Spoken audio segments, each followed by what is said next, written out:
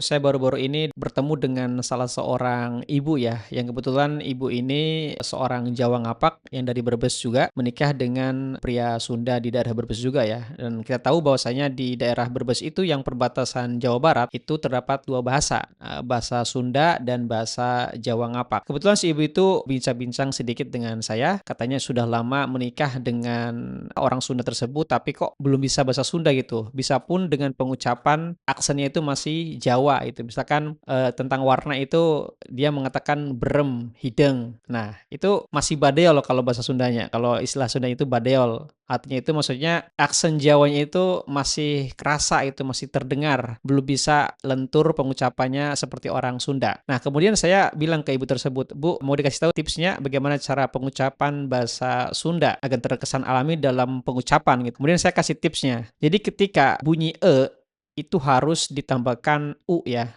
Walaupun memang di penulisan itu tidak terdapat u, tapi harus ditambah setelah itu u. Misalkan berem, nah itu nya itu ada u-nya, baureum, baureum. Nah, kemudian ditipiskan, berem, berem. Nah, kemudian penekannya itu jangan terlalu ditekan, jangan brem, tetapi berem.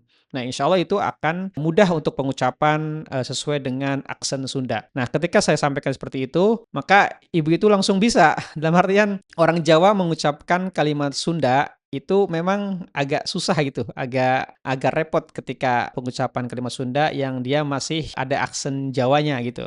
Nah, kemudian kata hideng, itu hideng pun sama, nya itu harus dikasih u ya. Jadi hidung, hidung. Nah, itu u-nya ditipisin, hideng, hideng. Nah, seperti itu teman-teman.